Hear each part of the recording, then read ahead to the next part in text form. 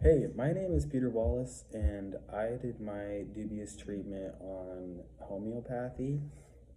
So, homeopathy is the usage of small amounts of natural substances with the belief that the body can heal itself. Um, the idea was founded in the late 1700s by Samuel Hahnemann, who had claimed to have found a substance named cinchona, which gave off the same symptoms as a fever, but didn't come along with the health hazards and risks of a real fever. So if someone had a fever and they took cinchona, then it was said to like put the body in gear and heal from the disease. Whereas if a healthy person took cinchona, then they would start emitting symptoms of the fever to a lower degree without being at risk. Um, so homeopathy's been around for a long time and is said to assist in a wide variety of disorders and diseases, and so it has turned into a popular treatment alternative for autism spectrum disorder as well. So there's a wide handful of various substances that are said to help treat autism spectrum disorder. Many homeopaths will also say that it can cure the disorder. Um, so while I was researching the claims and any kind of evidence-based things to back up the homeopathic treatments, the only thing that was ever provided was anecdotal and firsthand experiences and eyewitness of the treatment. So there's no form of data collection or any kind of evidence-based research supporting homeopathy truly assisting in autism spectrum disorder treatment. Um, there, there were a few articles. Some of the top articles did present some form of data. However, they didn't give any kind of operational definition of what they were recording. For instance, they would state that there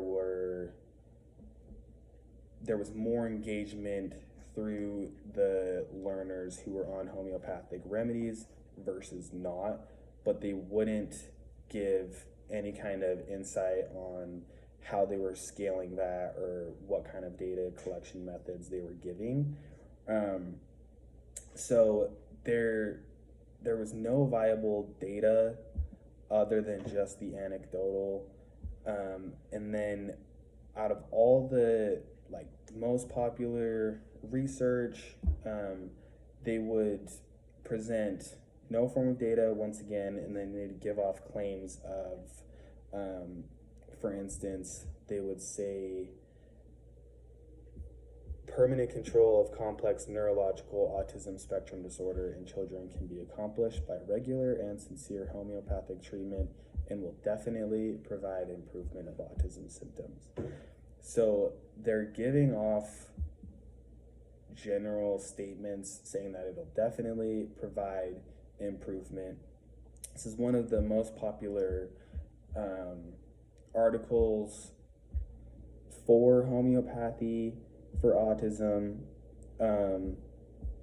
Another article concluded saying that all of the students they witnessed who were on homeopathy remedies accelerated in social interaction, eye contact, reduction in hyperactivity, and reduced in temper tantrums, while all of the children who weren't on homeopathic treatments stayed the same and did not have any kind of increase in social behaviors or reduction in hyperactivity.